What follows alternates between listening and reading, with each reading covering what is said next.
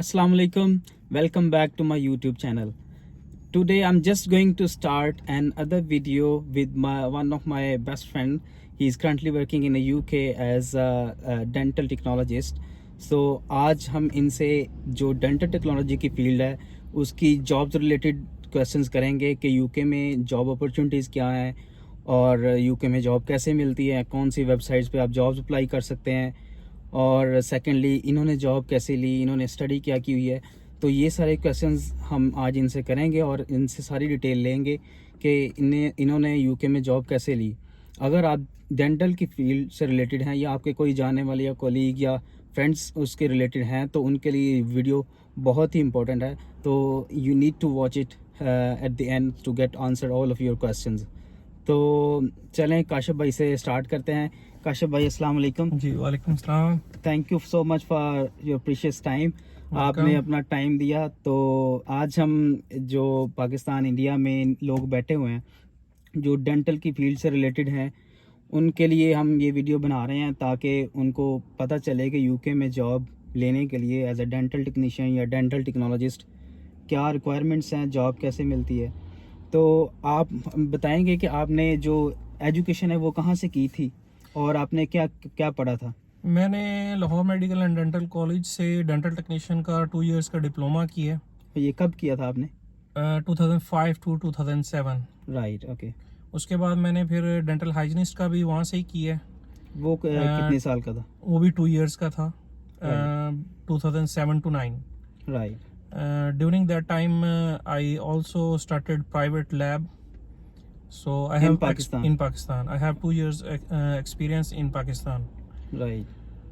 And then I started working in Dubai. Right, तो उसके बाद आप दुबई मूव हो गए थे? जी, मैं दुबई में रहा हूँ 13 साल। राइट। तो दुबई में आपने कितना अर्सा काम किया? दुबई में मैंने 13 इयर्स काम किया है। उसमें से ऑलमोस्ट 6 इयर्स मैंने दुबई हेल्थ अथॉरिटी में काम किया है। अच्छा। और 7 इयर्स जो हैं वो मैंने एक प्राइवेट लैब में काम किया है। अच्छा, तो उसके बाद आप यूके आ गए? उसके बाद मैं यूके आ गया। तो ये है हमारा मेन पॉइंट जिसके बारे में आज ये वीडियो हम बना रहे हैं। तो यूके में जब आप आए आपने क्या सोच के यूके में आए थे? बेसिकली ये है कि अगर आप गल्फ में किसी भी कंट्री में रहते हैं, UAE, Saudia, Oman, Qatar, like this countries, हमें कभी भी नेशनैलिटी नहीं मिलती। बेशक हम अपनी सारी लाइफ वहाँ पे गुजार दें, काम करते रहें, हमें कभी भी वो नेशनैलिटी नहीं देते। तो वहाँ पे आपकी जॉब अच्छी होगी, लाइफस्टाइल अच्छा होगा, लेकिन आपको एट द एंड जो है वो वापस होम कंट्री जाना पड़ता है। या जब आपके बच्चे बड़े हो जाते हैं तो फिर आपको कहीं दोबारा यूरोप के लिए या अमेरिका या कनाडा के लिए अप्लाई करना पड़ता है। तो वहाँ पे ये मेन जो इशू है, मेन इशू ये है सारे डिपार्टमेंट्स के लिए जो भी जी। प्रोफेशंस हैं। अच्छा, आप और यूके की और दुबई की पे वाइज जो डेंटल टेक्नोलॉजी में वो कितना फ़र्क है?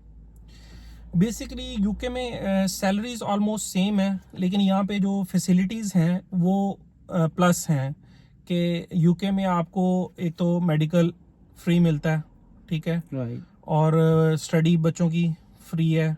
और जो सबसे बेस्ट चीज़ है वो ये है कि आफ्टर 5 इयर्स आप यहाँ पे नेशनलिटी के लिए अप्लाई कर सकते हैं। सही है। तो आप यूके में जब आए थे आपने ये डिप्लोमा किया 2 इयर्स का डेंटल टेक्नीशियन का और फिर हाइजीनिस्ट का। उसके बाद यूके में जॉब अप्लाई करने के लिए आपको किसी काउंसिल से रजिस्टर होना पड़ता है? जिस तरह डॉक्टर्स आते हैं तो उनको जीएमसी से रजिस्टर होना पड़ता है, या नर्सेज आती हैं उनको नर्सिंग काउंसिल से होना पड़ता है, या बायोमेडिकल साइंटिस्ट आते हैं तो उनको हेल्थ केयर प्रोफेशनल काउंसिल से होना पड़ता है। इस तरह डेंटल की कोई काउंसिल है जिससे रजिस्टर होना पड़ता है आपको? जी, काउंसिल यहाँ पे है जीडीसी की, जनरल डेंटल काउंसिल, ठीक है, उसमें आपको रजिस्टर होना पड़ता है। लेकिन ये एज अ डेंटल टेक्नीशियन ज़रूरी नहीं है कि आपको वीज़ा तब ही मिलेगा कि आप उसके साथ रजिस्टर्ड होंगे। तो आप अगर रजिस्टर नहीं भी हैं तो आपको स्किल्ड वर्कर वीज़ा मिल जाएगा, ठीक है। उसमें स्किल्ड वर्कर वीज़ा में फिर आगे सेकंड कैटेगरी है हेल्थ केयर वीज़ा। अगर आप रजिस्टर्ड हैं तो आप हेल्थ केयर वीज़ा में अप्लाई करके यूके आ सकते हैं। उसमें आपको ये है कि आपको बेनिफिशरी तौर पे ये होता है कि आपके जो ड्यूज हैं वो बहुत कम हो जाते हैं। राइट अदरवाइज अगर आप हेल्थ केयर वीज़ा में उसमें स्किल्ड वर्कर वीज़ा में आते हैं तो आपके एक्सपेंस ज़्यादा होते हैं, बस ये फ़र्क है। राइट। तो इसका मतलब ये है कि ये इम्पोर्टेंट चीज़ है कि अगर आपने डेंटल टेक्नीशियन है, डेंटल टेक्नीशियन का डिप्लोमा किया हुआ है, तो फिर भी आप यूके में जॉब ले सकते हैं, और उसके लिए आपको किसी काउंसिल से रजिस्टर्ड होना ज़रूरी नहीं है। बस ये है कि आपके पास थोड़ा वर्क एक्सपीरियंस हो और आप जॉब्स अप्लाई करें तो जॉब ले सकते हैं। हाँ, जब आप बीएससी कर लेते हैं तो फिर भी आप रजिस्टर्ड हो सकते हैं उसके साथ, जो डेंटल काउंसिल है। और दूसरी बात ये है कि जो एक अहम बात ये है कि जो डेंटल की फील्ड है ना, जो डेंटल की जॉब्स आती हैं टेक्नीशियंस की, टेक्नोलॉजिस्ट की, वो भी यूके की शॉर्ट ऑक्यूपेशन लिस्ट में आती हैं। तो इसलिए उसका वीज़ा मिलना बहुत इजी है, आपको स्पॉन्सरशिप मिलना बहुत इजी है। अच्छा, आप ये बताएं कि इसमें ये जो जॉब है डेंटल टेक्नीशियन की, इसमें पे का कितना फ़र्क है? जो ना मतलब कितनी होती है इसमें? ग्रेडिंग सिस्टम होता है कोई, जिस तरह हमारा आता है कि बैंड 5 बैंड 6 का, या गवर्नमेंट सेक्टर में क्या सिचुएशन है और प्राइवेट सेक्टर में क्या ग्रोथ है? एक्चुअली इसमें जो है वो अकॉर्डिंग टू वर्क एक्सपीरियंस आपको सैलरीज मिलती हैं। बेसिक सैलरी जो है वो एक जो इनिशियल तौर पे आपको 25,000 से लेके 40,000 45 प्लस आपको मिल सकती हैं अकॉर्डिंग टू एक्सपीरियंस। राइट। तो ये मोस्टली एक्सपीरियंस पे डिपेंड करता है, आप कितने अच्छे एक्सपीरियंस बंदे हैं और कितना अच्छा काम कर सकते हैं, उसके अकॉर्डिंगली आपको पे ज़्यादा या कम मिलती है, और पे माशाल्लाह अच्छी मिलती है। और दूसरी बात ये कि यहाँ पे जॉब अपॉर्चुनिटीज़ कैसी हैं डेंटल टेक्नीशियन और डेंटल टेक्नोलॉजी के लिहाज से? बेसिकली अभी काफ़ी ज़्यादा शॉर्टेज है, यूके में काफ़ी हद तक शॉर्टेज है कि डेंटल टेक्नीशियंस बहुत कम है, लैब्स और काम बहुत ज़्यादा है। राइट। डेंटल का काम बहुत ज़्यादा है, डेंटल लेबॉर्ट्रीज भी बन रही हैं, नई बन रही हैं, तो उसके कंपैरेटिवली डेंटल टेक्नीशियंस बहुत शॉर्ट हैं। तो डेंटल, अगर मैं एक बिजनेस वाइज पूछूं, अगर आप डेंटल लैब यहाँ पे बनाना चाहते हैं यूके में, तो वो कितना फिजिबल है? अगर बिजनेस कोई करता है तो वो कितना फिजिबल है? और दूसरी बात ये कि अगर वो बनाता है तो उसके कितना एक्सपेंसेस कितना तक आ सकता है नॉर्मल, एक नॉर्मल सी लैब बनाने के लिए? एक्चुअली उसके लिए जो अगर आप अपना बिजनेस करना चाह रहे हैं as compare to UAE, UK में काफ़ी ज़्यादा इजी है कि राइट। यहाँ पे यूके में बहुत ज़्यादा रिलैक्सेशन है, बिजनेस फ्रेंडली है एनवायरनमेंट जो है, क्योंकि आपको कोई भी लाइसेंस्ड इस तरह का नहीं है जहाँ पे बहुत ज़्यादा स्ट्रिक्टनेस हो। आपको, आप अगर कोई घर में भी लैब बनाना चाहते हैं तो गवर्नमेंट आपको सपोर्ट करती है, वो आपको अगर आप प्रॉपर वे से जाएं तो वो आपको लाइसेंस देते हैं, आपको परमिशन देते हैं, आप उनके प्रोटोकॉल्स फॉलो करें तो आप अपनी घर में भी लैब बना सकते हैं। और इसकी बिजनेस ग्रोथ कैसी है यहाँ पे यूके में? Business grow very well, all the doctors they make the contract with technicians with the labs for annually, right. And काम बहुत अच्छा चलता है यहाँ पे अगर बंदा मेहनत करके उसके ऊपर लगा रहे कंसिस्टेंसी के साथ। अच्छा, और सेकेंडली, जब आप दुबई से आए थे यूके में, तो आपने किन वेबसाइट्स पे जॉब अप्लाई की थी? अगर लोग करना चाहते हैं अप्लाई जॉब्स पाकिस्तान में या इंडिया में बैठ के, तो वो कौन सी वेबसाइट्स पे जॉब ढूंढ सकते हैं और अप्लाई कर सकते हैं? मैं प्रेफर करूंगा इंडीड को। इंडीड पे काफ़ी ज़्यादा जॉब अपॉर्चुनिटीज़ मिलती हैं।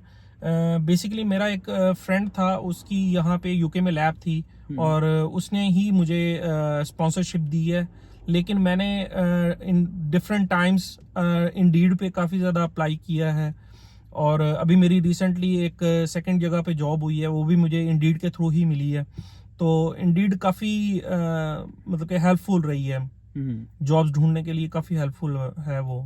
तो ये जो अभी आपने जॉब चेंज की है, तो बेसिक रीज़न क्या था जॉब चेंज करने का? वो ज़्यादा पे कर रहे थे, या एनवायरनमेंट अच्छा था, या क्या इशू था कि आपने जॉब चेंज की है जो? एक्चुअली जॉब सैलरी जो है वो काफ़ी ज़्यादा मैटर करती है। अगर आपने यूके में अपनी फैमिली के साथ रहना है तो आपको कम से कम इतनी अर्निंग हो कि आप अपनी फैमिली को सपोर्ट कर सको।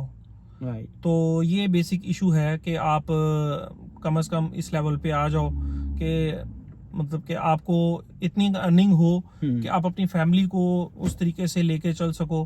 बाकी ये है कि आदमी आहिस्ता आहिस्ता आगे बढ़ता है, तो मैं आपको यही प्रेफर करूँगा कि अगर आप एक जगह पे मेहनत कर रहे हैं, आपको अच्छी अर्निंग हो रही है, तो आप अपना एक्सपीरियंस उसको हासिल करें टाइम के साथ साथ।